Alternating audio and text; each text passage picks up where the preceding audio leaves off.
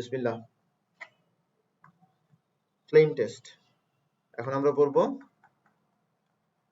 Flame test. আমরা জানি সল্টের মধ্যে যে কোনো সল্ট হতে পারে, সোডিয়াম ক্লোরাইড একটা সল্ট, কপার সালফেট এটা আরেকটা সল্ট। এগুলো কি সল্ট? সল্টের মধ্যে একটা কি থাকে? ক্যাটায়ন থাকে আর একটা অ্যানায়ন থাকে। সল্টের মধ্যে কি থাকে? একটা ক্যাটায়ন থাকে আর একটা অ্যানায়ন থাকে।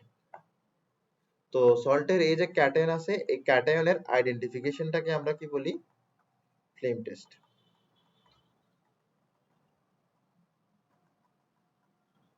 ঠিক আছে? সল্টের ক্যাটায়নের আইডেন্টিফিকেশন করা হয় ফ্লেম টেস্টের মাধ্যমে। প্রথমে একটা স্যাম্পল দেওয়া থাকবে।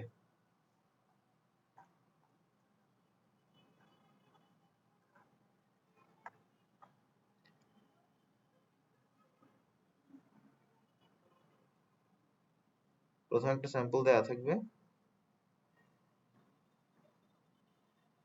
একটা সল্টের স্যাম্পল দেওয়া থাকবে এরকম। তো প্রথমে এরপরে তোমার কাছে থাকবে একটা প্ল্যাটিনাম ওয়্যার। প্ল্যাটিনাম ওয়্যার তুমি কি করবা? একটা ওয়াচ গ্লাসে অল্প পরিমাণ HCl নিবা। ওয়াচ গ্লাস দেখতে এরকম হয়। একটা ওয়াচ গ্লাসে অল্প পরিমাণ HCl নিবা। এটা হচ্ছে ওয়াচ গ্লাস। এই ওয়াচ গ্লাসে অল্প পরিমাণ কি নিবা? HCl নিবা। প্রথমে সরি প্রথমে তুমি প্ল্যাটিনাম ওয়্যার যেটা আছে সেটা দেখতে কিছুটা এরকম হবে। তার একটা এরকম হ্যান্ডেল থাকবে যেটা দিয়ে তুমি ধরবা। এখানে একটা মোটা অংশ থাকবে। এখানে কোনো কিছুই প্ল্যাটিনাম না, জাস্ট এই সামনের এই ওয়্যারটা হচ্ছে প্ল্যাটিনাম। ঠিক আছে? এরকম একটা প্ল্যাটিনাম ওয়্যার থাকবে। এরকম একটা প্ল্যাটিনাম ওয়্যার থাকবে। তুমি কি করবে? এই প্ল্যাটিনাম ওয়্যার দিয়ে অল্প পরিমাণ স্যাম্পল নিবা। অল্প পরিমাণ স্যাম্পল নিবা।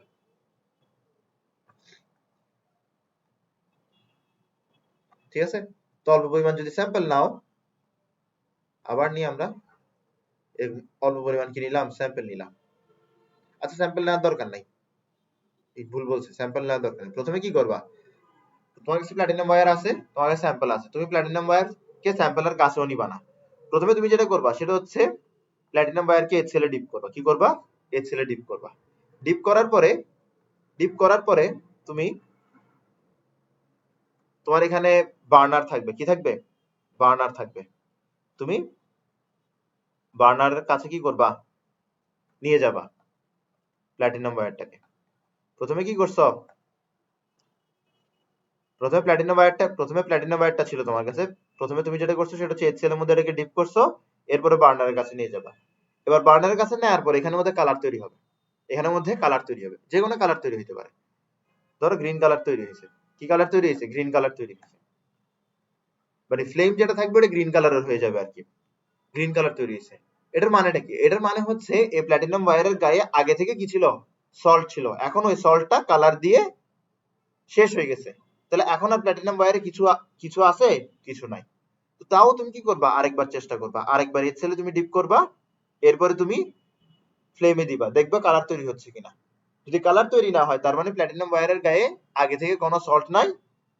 প্ল্যাটিনাম ওয়্যারের গায়ে আগে থেকে কোনো সল্ট নাই, আর প্ল্যাটিনাম ওয়্যারটা এখন ফ্রেশ হয়ে গেছে। প্রথমবার যখন দিছিল তখন গ্রিন কালার ফ্লেম তৈরি হয়েছিল কেন? কারণ এটার মধ্যে আগে থেকে সল্ট ছিল। পরের বার দিছো যখন, তখন আর কালার তৈরি হচ্ছে না। মানেটা কি? যে পরিমাণ সল্ট ছিল সেটা ফ্লেমে ইভাপোরেট হয়ে গেছে, এখন আর এটার মধ্যে কি নাই? কোনো সল্ট নাই। এরপর করবা কি? যেহেতু এটা পিওর, এখন এটা তো কোনো প্রকার সল্ট নাই, তুমি এবার যাবা স্যাম্পলে। স্যাম্পল থেকে অল্প পরিমাণ সল্ট নিবা। সল্ট নিয়ে কি করবে? HCl এ ডিপ করবা। আবার বলি, স্যাম্পল থেকে সল্ট নিছো, সল্ট নিয়ে HCl এ ডিপ করছো। ডিপ করার পরে তুমি ফ্লেমের মধ্যে দিবা। স্যাম্পল থেকে সল্ট নিছো, সল্টটাকে HCl এ ডিপ করছো, ডিপ করার পর তুমি ফ্লেমে দিবা। ফ্লেমে দেওয়ার পরে তুমি দেখবা কালারটা কি তৈরি হয়। কালারটা কি তৈরি হয়? কালারটা যদি রেড তৈরি হয়, ধরো কালারটা কি তৈরি হয়েছে? ধরো রেড তৈরি হয়েছে, ফ্লেমটা কি হয়ে যাবে? রেড তৈরি হবে, বড় হয়ে যাবে এবং রেড কালার একটা ফ্লেম তৈরি হবে। তো রেড কালার যদি ফ্লেম তৈরি হয় তার মানে এই যে সল্ট আছে, এই সল্টের ক্যাটায়নটা হচ্ছে ক্যালসিয়াম 2+। তো সল্টের ক্যাটায়ন যে ক্যালসিয়াম 2+, এটা আমি কিভাবে বুঝছি? এটা আমি বুঝছি হচ্ছে ফ্লেমের কালার দেখে। তার মানে ফ্লেম টেস্ট হচ্ছে এমন একটা টেস্ট যেখানের মধ্যে আমরা সল্ট কে ফ্লেমের মধ্যে ইভাপোরেট করি এবং এবং এবং ফ্লেমের কালার দেখে আমরা আইডেন্টিফাই করি সল্টের মধ্যে কোন ক্যাটায়নটা আছে। বুঝছো? তো তোমার এখানের মধ্যে যদি কালার, ফ্লেমের কালারটা কি হয়, ফ্লেমের কালারটা যদি পেল ভায়োলেট হয় তাহলে বুঝতে হবে ক্যাটায়ন হচ্ছে পটাশিয়াম। যদি ব্লুইশ গ্রিন হয় তাহলে বুঝতে হবে ক্যাটায়ন হচ্ছে কপার 2+। যদি গোল্ডেন ইয়েলো হয়, ফ্লেম যদি গোল্ডেন ইয়েলো হয় তাহলে বুঝতে হবে সল্টের ক্যাটায়নটা হচ্ছে Na+। ফ্লেম যদি ব্রিক রেড হয়, ইটের মতো লাল হয়, ব্রিক রেড হয়, তাহলে বুঝতে হবে ক্যাটায়ন হচ্ছে ক্যালসিয়াম 2+। বোঝা গেছে? ক্যাটায়ন হচ্ছে ক্যালসিয়াম 2+। তো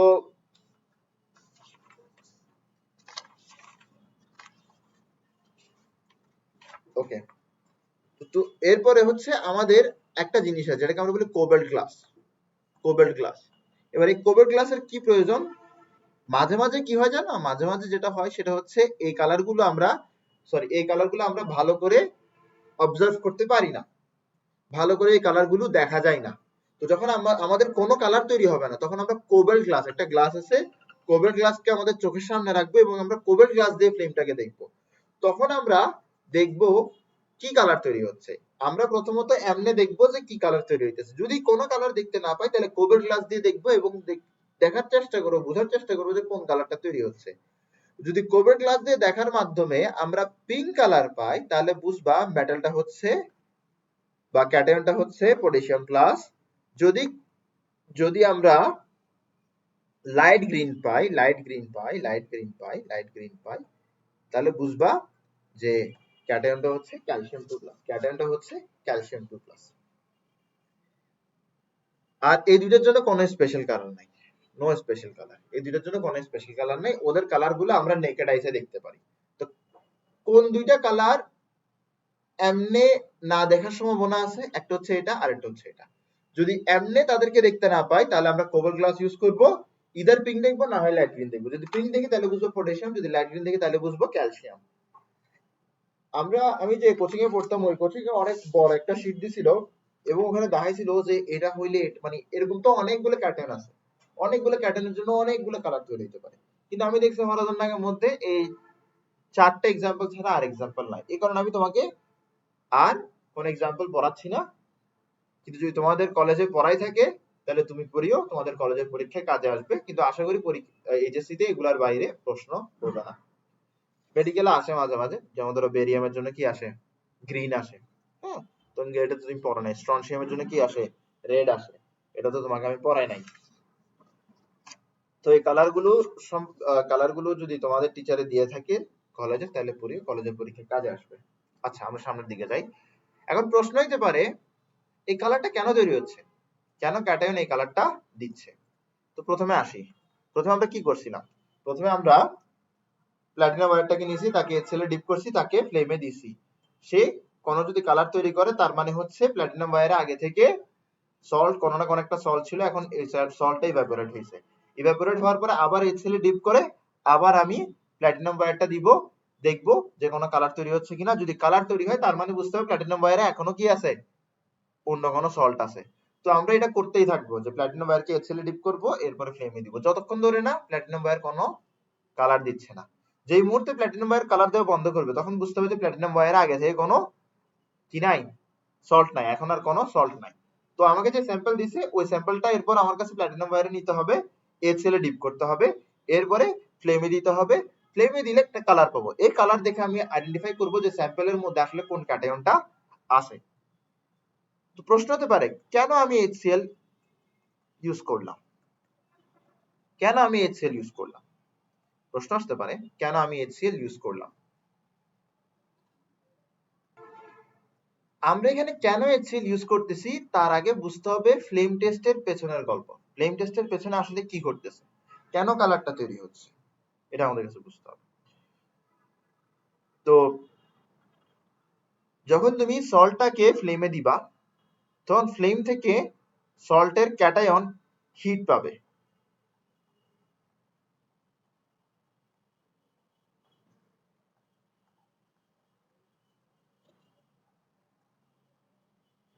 ফ্লেম থেকে সল্টের ক্যাটায়ন হিট পাবে।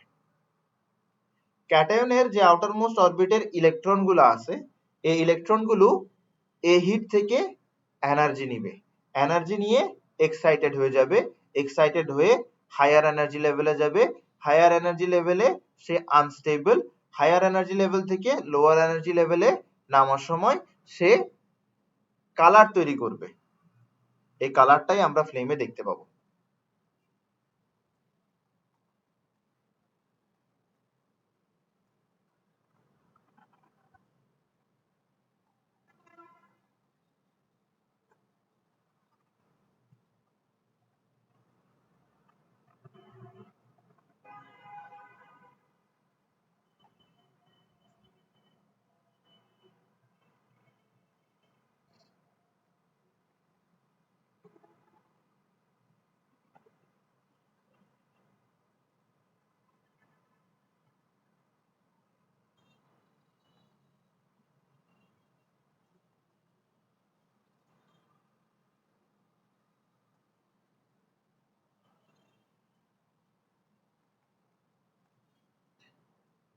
ওকে, এই কালারটা দেখে আমরা আইডেন্টিফাই করব ক্যাটায়নটা কোন কালারের।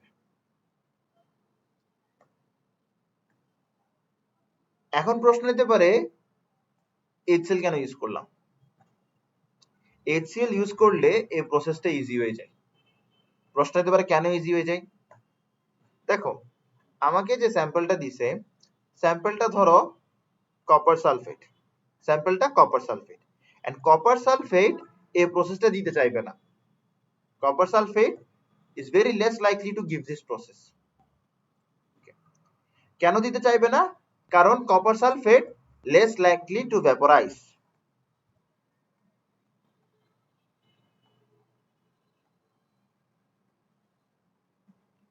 Less likely to vaporise. আমি যে ক্যাটায়নটা আইডেন্টিফাই করতে যাচ্ছি, সেই ক্যাটায়নটার কাছে আগে ভ্যাপোরাইজ হইতে হবে।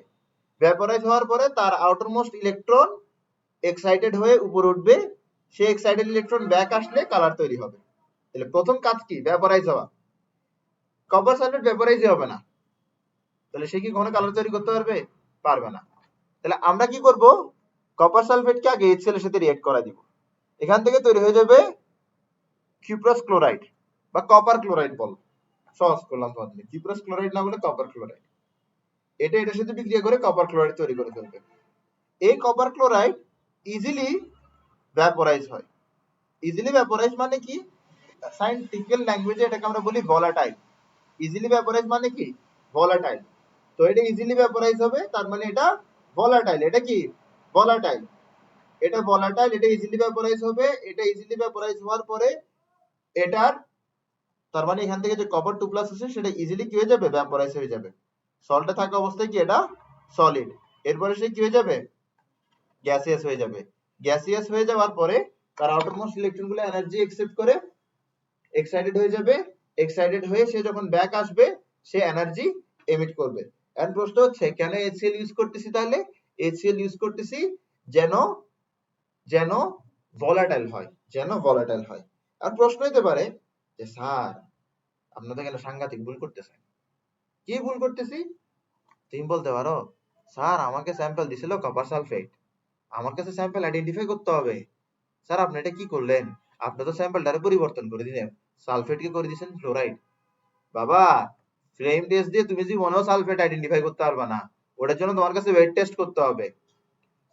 তোমার যখন পুরো সল্টকে আইডেন্টিফাই করতে বলবে, তোমার কাছে কপার সালফেট পুরো সল্টটাকে যখন আইডেন্টিফাই করতে বলবে, তখন তুমি ক্যাটায়ন আইডেন্টিফাই করবা ফ্লেম টেস্ট দিয়ে, আর অ্যানায়ন আইডেন্টিফাই করবা ওয়েট টেস্ট দিয়ে। তোমাকে তো সল্ট আইডেন্টিফাই করতে বলতেছি না, তোমাকে আমি আইডেন্টিফাই করতে বলছি ক্যাটায়নটাকে। তো ক্যাটায়নটা এখানেও আছে, এখানেও আছে, ঠিক না? তোমাকে স্যাম্পল দিছে, স্যাম্পল দিছে তুমি স্যাম্পলের সাথে HCl রিয়েক্ট করা দিলে অবশ্যই কিছু ভুকিচুকি কিছু তো তৈরি হবে, ঠিক আছে? কিন্তু এতটুকু শিওর থাকো যে স্যাম্পলে যে ক্যাটায়ন আছে সেই ক্যাটায়ন এই ভুকিচুকিতে থাকবে, ঠিক আছে? এরপর ওই ক্যাটায়ন একটা কালার দিবে, তো কালারটা কে দিছে? এই ভুকিচুকির ক্যাটায়নটা। এই ভুকিচুকির ক্যাটায়ন কোত্থেকে আসছে? স্যাম্পল থেকে আসছে। তাহলে কালারটা আলটিমেটলি কার? স্যাম্পলের। বুঝছো বিষয়টা? যেখানে আমরা কিভাবে স্যাম্পলের ক্যাটায়নকে আইডেন্টিফাই করতেছি। ওকে, তাহলে আমরা কেন HCl ইউজ করি? HCl ইউজ করি যেন আমরা ভলাটাইল স্পিসিস পাই। HCl ইউজ করি কেন? যেন আমরা ভলাটাইল স্পিসিস পাই।